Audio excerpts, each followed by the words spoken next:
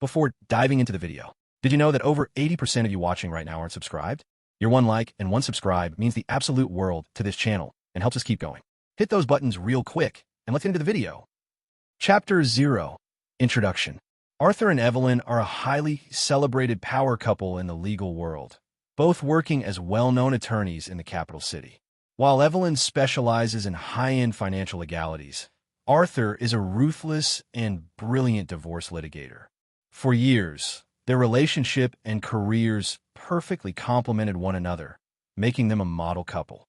Everything changes when they attend a college class reunion and run into Evelyn's first love, Julian. Julian arrives driving luxury cars and living in a mansion, seemingly a massive success.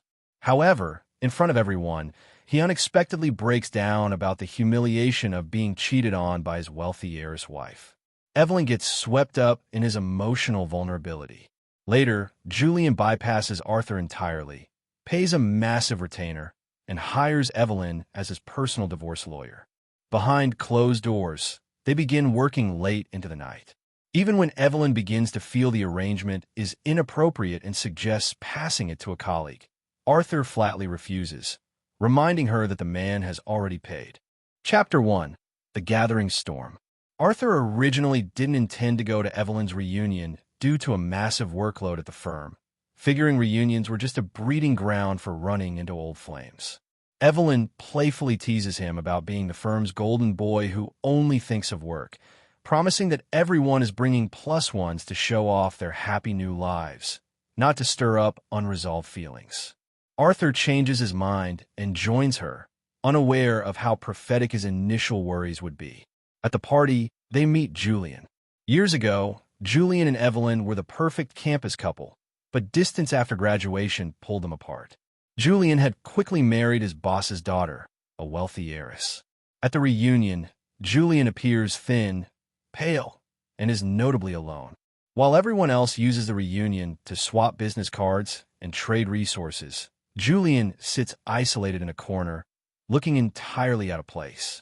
When a classmate jokingly asks about his wealthy wife, Julian drains his glass and quietly reveals that he can't help anyone because he is planning to get a divorce. Chapter 2. The Cold Reality of the Law. The room falls silent as Julian begins to cry, sharing his miserable marriage story. He explains that his father-in-law treats him like a servant. All family assets are locked away in his wife's parents' names, and he works as a free laborer with no actual pay. The breaking point came when he returned from a business trip and caught his wife cheating with her personal trainer, who then beat him up and sent him to the hospital. The classmates are filled with indignation, and someone points out that Arthur is a gold-plated divorce attorney who can help strip the family for every cent. Evelyn's hand tightens in Arthur's as she suggests that Julian talk to her husband for advice. Arthur, looking at the case rationally, realizes the wealthy family has legally protected themselves perfectly. The house and cars are all in the father-in-law's name. Arthur bluntly explains that Julian is unlikely to get any property from a divorce and should instead focus on a labor suit to claw back unpaid wages. Julian's expression darkens. Offended by Arthur's stark realism, Julian turns to Evelyn to ask if she agrees. When she stays silent, Julian angrily storms out, boasting that he knows the law better than anyone and will launch a scorched earth fight without Arthur's pitiful strategy. Chapter 3. Shards of Truth. The reunion breaks up early, and the drive home is tense and silent.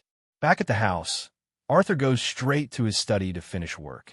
Soon after, the sound of breaking glass echoes from the living room. Arthur finds Evelyn standing by the wine cabinet, red wine spilled everywhere. When Arthur addresses how shaken up she is over Julian, Evelyn snaps, accusing Arthur of being entirely too cold and rational. She blames him for rubbing salt in Julian's wounds instead of showing compassion.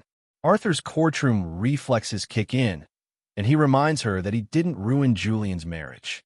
He points out that as a professional who handles asset protection every day, she knows perfectly well that Arthur's legal assessment was accurate. He asks her why she is truly angry, wondering if she believes a marriage license entitles an ex to generational wealth. Evelyn falls silent, carefully cleans up the glass and wine, and eventually hugs Arthur, apologizing and admitting that everything he said was true. Chapter 4. Conditional Loyalty. Arthur moves past the argument quickly. As a realist, he accepts that people have pasts, and he chooses to let Evelyn keep her memories of her first love, acknowledging that humans are emotional beings. He even finds a strange bit of empathy for Julian's frustrating situation, remembering his own early days in the legal field when he had no power. Since Evelyn is attractive, elegant, and an excellent wife, Arthur decides the marriage is absolutely worth preserving. Life returns to normal for about 2 weeks until Arthur attends a gathering with one of Evelyn's old classmates. The classmate reveals that Julian and his wife have been fighting terribly, and Julian was publicly slapped by his father-in-law in a corporate meeting room. Furthermore, the classmate mentions that Julian has been venting in their group chat, claiming Arthur and Evelyn's marriage is cold and distant. Hearing this, Evelyn opens her phone and hands it to Arthur. Julian had sent her 5 consecutive friend requests. The messages evolved from standard greetings to insults about arrogant lawyers, and finally to a desperate apology asking Evelyn to say sorry to Arthur for his outburst. Arthur picks up her phone and replies to Julian directly. No apology needed. Arthur here. Chapter 5. Closed Doors. A few days later, Julian makes an uninvited appearance at the law firm. Arthur finds him staring intently at the partner profile wall, specifically transfixed by Evelyn's prominent photo. Arthur confronts him politely, and Julian asks if Arthur handles every divorce exclusively. Arthur notes that Julian is dressed in a pristine designer suit, radiating a sharp confidence that completely contrasts his pathetic demeanor at the reunion. Arthur gestures to Evelyn's office across the hall, noting she is in a meeting. Julian smiles smoothly, stating he already booked an appointment. At 4:30 p.m., Evelyn returns. She asks Arthur to wait for her so they can catch a 6 p.m. movie. She brings Julian into her office, but notably leaves the door slightly ajar. Arthur handles his own paperwork while listening to the low murmur of their voices. By 5 p.m., the staff begins leaving. By 5:30 p.m., the floor is mostly empty, and Arthur notices that Evelyn's office door has been completely shut. Sudden, teasing laughter echoes from inside. At 5:40 p.m., Arthur packs up and leaves for the theater alone. Evelyn misses the movie entirely, and Arthur switches his phone to airplane mode to block her incoming calls. When the movie ends, Arthur finds Evelyn waiting anxiously outside the theater, smelling faintly of cigarette smoke. She frantically explains that she lost track of time and couldn't reach him. Arthur simply tells her they are going home. Chapter 6. Shifting Horizons. Once home, Evelyn nervously reveals that she has agreed to take Julian's case, explaining that he has had a deeply tragic life. She offers to decline it if Arthur truly objects, but Arthur catches the smell of smoke again. She quickly claims Julian was having a mental breakdown and smoked 2 cigarettes, and she didn't have the heart to stop him. 2 days later, an administrative staff member brings Arthur a stack of client contracts. Julian's contract is on top, and the retainer fees are paid, though the representing attorney slot is mysteriously blank. That afternoon, Evelyn brings a tablet of case materials to Arthur, eager to find a legal loophole to cut through the mess of Julian's assetless divorce. Arthur scoffs, pointing out that Julian must be paying a massive fee for an unachievable case, joking that Evelyn must have magic up her sleeve. Evelyn grows pale, claiming she hasn't officially signed the contract yet, and offering to hand it to a colleague if he objects. Arthur smirks at how her tone shifted from, "I can say no," to placing the burden of objection on him. He tells her to relax, sign the paperwork, and take the client's money. Later, during a monthly team meeting, colleagues praise Arthur for a brilliant textbook divorce case where a cheating wife lost everything. When Evelyn walks in and asks to learn from it, Arthur tells the team that her case is on a whole different level, and his methods wouldn't apply. Chapter 7. The Emotional Card. Julian's case hits a complete legal wall. Desperate, Evelyn breaks the silence between them and asks Arthur for advice on how he managed to force a hostile spouse to return hidden assets in his previous cases. Arthur asks if Julian is trying to pull the same trick. Evelyn gets defensive, arguing that it is just work and comparing herself to a doctor saving an ex's life. Arthur laughs it off and quotes The Art of War, explaining that the highest form of warfare is to win by strategy and psychological manipulation, noting that divorce is ultimately a battle of emotions. He hints that playing the emotional card on Julian's wife might work wonders. Evelyn goes to her study, deeply lost in thought. Shortly after, Julian's case experiences a miraculous breakthrough. His wife relents and agrees to a massive settlement. An ecstatic Julian struts into the firm, proudly telling Arthur that he lost the bet. He brags that his wife got down on her knees, begging for forgiveness, and fought her own father to secure his payout. Arthur fires back, mocking Julian for finally standing up straight after years of living off a woman. Julian, visibly stung, sneers that some clever men only earn measly paychecks, while others always linger in a woman's heart. He shoots Arthur a scornful look and walks into Evelyn's office. However, the victory is short-lived. Julian's wife, Victoria, unexpectedly arrives at the firm, crying to the receptionist that she just wants to see her husband to fix their marriage. When the door to Evelyn's office opens, Victoria freezes. Inside, Julian is heavily wrapped around Evelyn, hovering over her desk with his lips curved into a fond smile. Though Evelyn is looking at her computer, the immense physical closeness looks entirely like an affair. Victoria's face turns icy as she realizes why her pathetic husband suddenly demanded a divorce. Chapter 8. The Lens of Truth. The law firm floor quickly fills with staff as a massive drama erupts. Victoria steps forward and violently slaps Julian across the face, screaming that she came to apologize and fix their marriage, only to realize he was trying to scam her family out of money with his mistress. Evelyn stands up, her cheeks flushed, threatening to sue Victoria for defamation.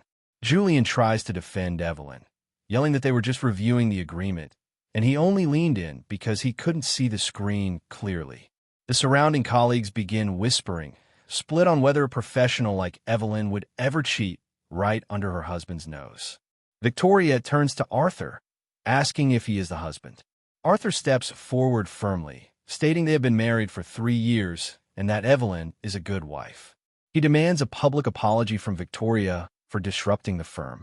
When Victoria asks how they can possibly prove what happened behind closed doors, a colleague mentions that the entire firm is under high-tech surveillance with 0 blind spots. Evelyn panics, asking when surveillance was installed. Arthur gives her a cold smile, explaining he upgraded the equipment recently for compliance and forgot to mention it. A colleague hands over a USB drive containing the automatically sorted footage of Evelyn's office. The chronological playback reveals everything. Julian crying and trauma dumping, Evelyn tearing up in sympathy, and Julian pulling her into a tight embrace, which Evelyn fails to resist. Chapter 9. The Domino Effect. A panicked Julian punches to shut the laptop, but Victoria slaps him a second time. She kicks off her high heels, storms over to Evelyn, and slams the sole of her shoe directly into Evelyn's face, knocking her to the ground. Victoria pounces on her, raining down a hail of violent slaps while screaming insults at the home-wrecking scum. None of the co-workers step in to help. On the screen, the surveillance footage continues to play, exposing the true depth of their micro-cheating. Julian and Evelyn drinking from the same cup, Julian draping his jacket over her shoulders, and a definitive moment where Julian leans in and kisses Evelyn hard on the lips. Though Evelyn eventually pushes him away looking irritated, her reluctant rejection looks incredibly damning. The office gossip shifts instantly, with colleagues realizing why she fought so hard to take the case. Julian drops to his knees, sobbing uncontrollably at Victoria's feet. Arthur stands with clenched fists, his face a mask of total disbelief. He turns on his heel and stumbles back into his office while his colleagues pity him. When the staff finally separates the women, Evelyn's face is bleeding and swollen. She threatens to sue, but Victoria scoffs that her family's legal team will handle it. Victoria snatches the USB drive and leaves. For the next week, A bruised Evelyn stays in bed, crying and pleading with Arthur. She swears she never slept with him and only felt a misplaced sense of pity, begging Arthur for a second chance and offering to finally have a baby together. But the damage is done. The wealthy family acts with brutal efficiency, splicing the surveillance footage into a viral online video that labels Evelyn a glamorous celebrity lawyer turned wild cheater by night. Chapter 10. Evelyn's Perspective. When Evelyn receives a notice for an emergency shareholders meeting, she knows her career is over. Walking into the conference room, she faces the judgmental glares of every senior partner.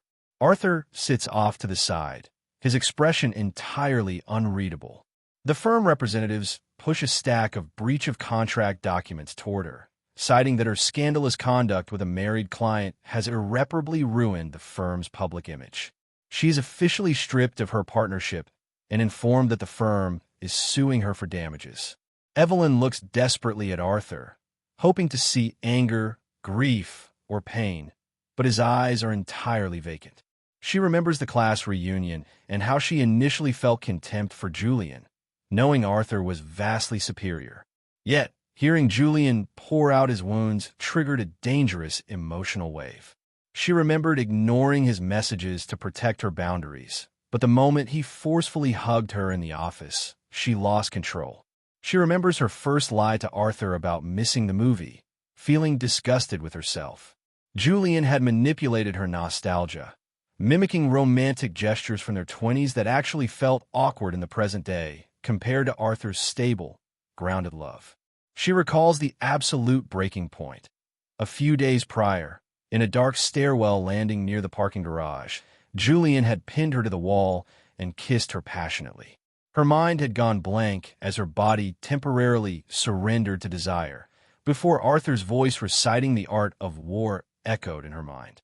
She had shoved Julian away, running in shame, realizing she had to end the case and cut ties forever to save her marriage. But Arthur never gave her that chance.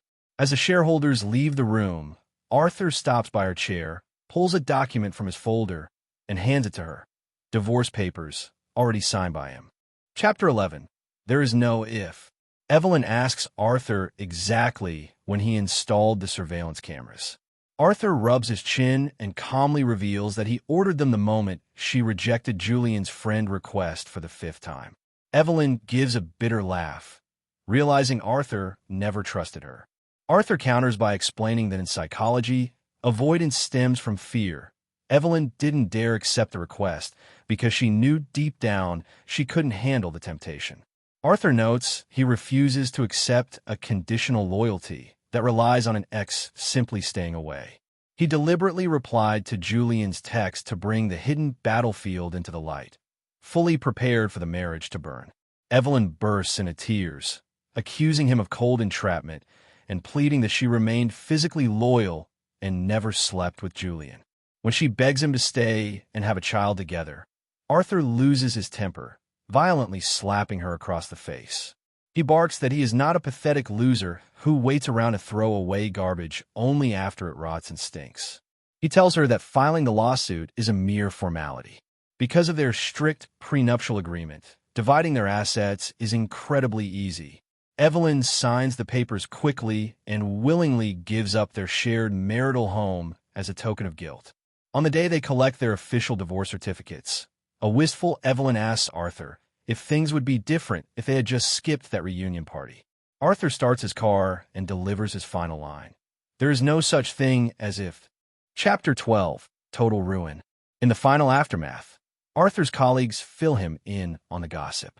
Evelyn is entirely blacklisted from the legal industry, her reputation thoroughly destroyed. With no law firm willing to hire a scandalous liability, she faces decades of severe debt to pay off the firm's damages lawsuit. Meanwhile, Julian's fate is even worse. The wealthy family sent thugs to beat him severely, stripping him down to his boxers and throwing him out into the freezing cold with absolutely zero money or assets. Now that both Evelyn and Julian are single, Evelyn went hunting for him, furiously demanding that he compensate her for destroying her life and career. Julian, driven entirely insane by his own ruin, turned into a demon, violently slapping Evelyn in public and screaming that she was trash trying to pass the blame. The two ended up in a horrific, ugly street fight, looking like absolute lunatics. Back at the firm, Arthur's colleague chuckles, asking Arthur if he wants to see a secret recording of the street fight. Arthur laughs it off, teasing his colleague for tracking his ex-wife closer than he does. Embracing his freedom and peace, Arthur offers to treat the entire office to a massive celebration dinner, leaving the drama firmly in his past. Chapter 13, The Echo of Ruin. The celebration dinner at the firm was loud and expensive, a perfect contrast to the silence that waited for me back at the house. In the weeks that followed, I went about my routine with surgical precision. I won 2 high-profile asset division cases, finalized the paperwork on our former home, and purged every remaining trace of Evelyn from my living space. To the world, Attorney Arthur was bulletproof, a man who had faced betrayal and litigated it into absolute victory. But the legal world is small, and the echoes of a scandal don't fade just because the courtroom doors close. It was a rainy Tuesday afternoon when my assistant tapped on my door, looking unnerved. She handed me a battered, waterlogged legal folder left at the front desk. Inside was a handwritten petition, messy and desperate, addressed directly to me. It was from Evelyn. She wasn't asking for money or the house. She was begging me to represent her. The wealthy family's PR firm and legal juggernaut hadn't stopped at ruining her career. They were now coming for her freedom, filing criminal fraud and extortion charges, claiming she had conspired with Julian from the very beginning to manipulate a vulnerable heir for a massive settlement. Because she was blacklisted, no reputable lawyer would touch her defense, and the public defender assigned to her was vastly outmatched by the elite legal team. I stared at the frantic handwriting, recognizing the exact moment her composure had broken on the page. It was a textbook legal trap, the kind of walled city siege I usually dismantled for breakfast. For a split second, the old reflex kicked in, the instinct to protect a colleague, to look across the hall and bounce an idea off a brilliant financial attorney who used to blend her life with mine. Then, the scent of phantom cigarette smoke and the memory of a closed office door flashed through my mind. I calmly tossed the folder into the shredder, watching her final plea turn into neat, uniform strips of white paper. Chapter 14, The Final Verdict. 6 months later, I found myself at the Capitol's Central Courthouse for a routine deposition. As I walked down the marble corridor of the criminal division, a commotion near the holding cells caught my attention. A small crowd of journalists, the remnants of the media circus that had devoured the scandal, were snapping photos of 2 prisoners being led out in handcuffs. It was Julian and Evelyn. The change was staggering. Julian looked completely hollowed out, his posture permanently defeated, the designer suits replaced by a standard detention uniform. But it was Evelyn who made me pause. The elegant curves, the perfectly maintained figure, and the sharp, confident gaze of the Capitol's premier financial attorney were entirely gone. Her hair was roughly cut, her face pale and drawn, looking a decade older than 30. As the guards escorted them past, her eyes locked onto mine. For a fraction of a second, a desperate flare of recognition and hope sparked in her expression. She slowed her steps, her lips parting as if she were about to call out my name, to beg one last time for the brilliant divorce lawyer to find a loophole, a strategy, a miracle. I didn't blink. I didn't tighten my jaw. I simply adjusted my briefcase, looked right through her as if she were nothing more than a pane of glass, and continued walking toward my courtroom. Behind me, I heard the sharp click of handcuffs and the heavy thud of the security doors sealing them away. As I stepped into the courtroom, the judge smiled and welcomed me warmly. I took my seat, laid out my pristine legal briefs, and prepared to win another case. The storm had passed, the battlefield was clear, and my life was entirely my own. Chapter 15, The Steady Harbor. 2 years later, the name Evelyn was nothing more than a footnote in legal ethics textbooks, and my life had settled into a profoundly rewarding rhythm. I had opened my own independent practice, focusing strictly on high-end, high-integrity family law. I was no longer just looking for legal loopholes. I was looking for clients who valued clarity as much as I did. That was how I met Clara. Clara was an architect, a woman who spent her days designing structures meant to withstand time, weather, and pressure. She came to me not for a messy divorce, but for a meticulously transparent prenuptial agreement prior to a corporate partnership buyout. From our very first meeting, there were no games, no emotional manipulation, and no hidden agendas. She was grounded, fiercely intelligent, and possessed a quiet, radiant confidence that didn't need a crowded room's validation. Our relationship grew not from the frantic heat of nostalgia, but from mutual respect and absolute transparency. With Clara, boundaries weren't a chore or a restriction. They were a natural extension of her integrity. When her work took her into male-dominated corporate spaces, she didn't hide it, nor did she seek a cheap thrill from the attention. Her loyalty wasn't a fragile thing that required keeping her phone face down. It was an open book. For the first time in my life, I didn't feel the need to look for surveillance angles. The heavy armor I had worn for years finally began to rust away. We married on a quiet, sun-drenched afternoon in late spring, surrounded only by a handful of genuine friends and colleagues. There was no grand performance, no +1 showing off, just a shared promise built on solid ground. By the following year, the quiet house that had once felt like a sterile fortress was filled with the soft, chaotic warmth of a real home. Sitting on the porch on a crisp autumn evening, watching Clara laugh as she rocked our newborn daughter to sleep, I felt a deep, unfamiliar sense of peace. The bitter battles of the past, the courtroom dramas, and the ghosts of unfaithful people had entirely evaporated. Clara looked up, her warm eyes catching mine, and smiled softly. "What are you thinking about, Arthur?" I reached over, gently wrapping my hand around hers, feeling the steady, uncomplicated rhythm of the life we had built together. "Nothing," I replied, a genuine smile curving my lips. "Just that everything is exactly where it's supposed to be." Chapter 16. An Invitation to the Elite. 3 years into my new marriage, my independent law firm had outgrown its boutique status. By selectively taking on high-stakes, ethically clear cases, I had built a reputation that rivaled the massive partnership I had once shared with Evelyn. It was on a quiet Thursday morning that my receptionist informed me of a walk-in client who refused to meet with anyone but me. When I opened my office door, I didn't find a desperate spouse. I found Victoria's father, the ruthless patriarch of the wealthy family that had utterly dismantled Julian and Evelyn. He offered a curt, respectful nod and took a seat. He didn't come to apologize or reminisce about the past. He came with a file. His eldest son was entering a deeply contested corporate divorce, and the family needed a litigator who didn't flinch, didn't leak to the press, and most importantly, didn't lose. "I watched how you handled the fallout with my daughter's ex-husband," the old man said, his eyes sharp and assessing. "You didn't let emotion cloud your judgment. You didn't make a public spectacle of yourself. You stepped back and let the garbage take itself out. That is exactly the kind of surgical precision my family requires." Taking the case meant stepping into the ultra-elite echelon of capital litigators.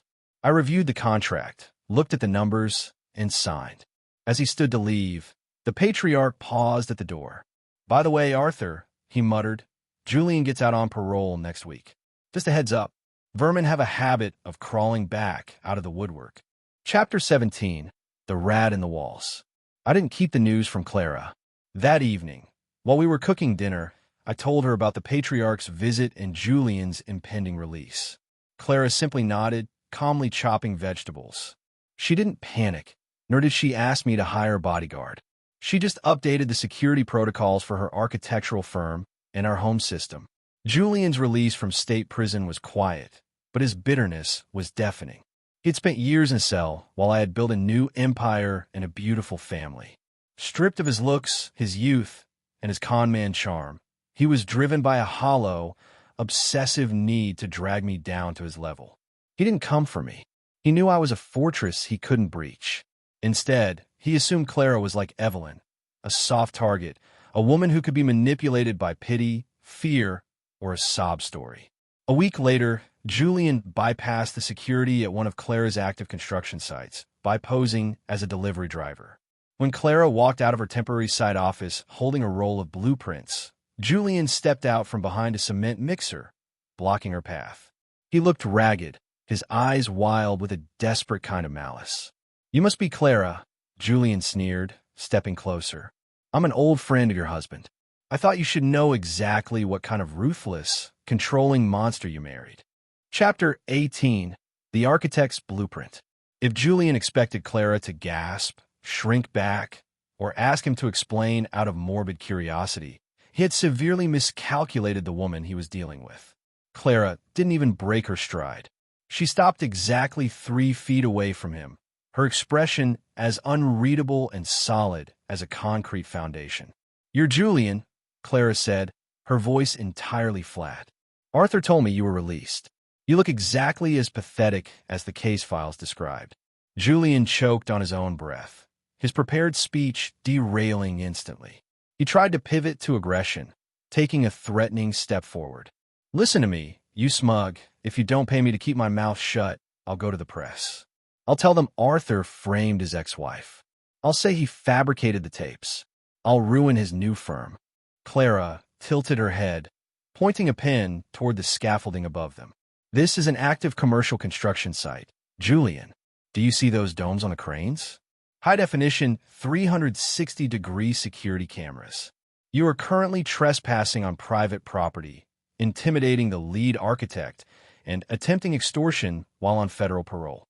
She pulled her radio from her belt. "Security, we have a trespasser at Zone C. Lock the perimeter gates and call the police." Julian panicked. He realized in a fraction of a second that there was no emotional leverage to pull here. There was no pity to exploit. Clara was a woman who built things to withstand earthquakes. Julian's flimsy threats shattered on impact.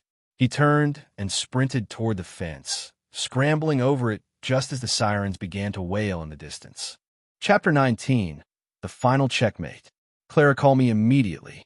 By the time I arrived at the site, the police had already taken her statement and pulled the crisp, high-definition footage of Julian's extortion attempt. Clara was sipping coffee in her trailer, completely unfazed. I kissed her forehead, a profound wave of gratitude washing over me. I didn't need to hunt Julian down. I didn't need to lay a finger on him. I simply made one phone call to Victoria's father, mentioning that the vermin he warned me about had just committed a felony violation of his parole. The system moved with crushing efficiency. Because Julian was on parole, he had no right to bail. He was arrested 3 hours later at his halfway house, entirely unresisting, staring blankly at the ground as the handcuffs clicked into place. His attempt to threaten Clara had handed the state everything it needed to revoke his parole and add a fresh extortion charge to his record. He wasn't just going back to prison. He was going back for the maximum sentence. There was no dramatic courtroom showdown, no shouting matches in the street, just the cold, quiet machinery of the law functioning exactly as it was designed to. Julian vanished back into the penal system, this time forever. Chapter 20. Built to Last. 5 years passed. Evelyn was eventually released from prison, but the capital was a closed door to her. Rumor had it she had moved to a small, distant provincial town, working under the table as a paralegal for a rundown firm, living in a cramped apartment. The glamorous, high-flying financial attorney who had thrown it all away for a fleeting thrill was nothing more than a ghost story young law clerks whispered about. As for me, I stood in the living room of our custom-built home, designed entirely by Clara. The walls were made of glass and steel, letting in the golden afternoon light, totally transparent, hiding nothing. Our daughter, Alara, was now 7 years old, running across the hardwood floors with a toy stethoscope, declaring she was going to be a doctor for buildings just like her mother. I sat on the couch, sipping a glass of scotch, watching Clara laugh as she caught Alara in her arms. I thought back to the quote from The Art of War that had defined the darkest chapter of my life. The worst strategy is to lay siege to walled cities. I had spent my early years laying siege to broken marriages, fighting in the trenches of other people's ruined lives. But looking at Clara and Alara, I finally understood the true victory. The greatest strategy wasn't in knowing how to destroy an enemy, or trap a traitor. The greatest strategy was building a fortress so strong, so filled with light and truth, that the darkness could never find a way inside.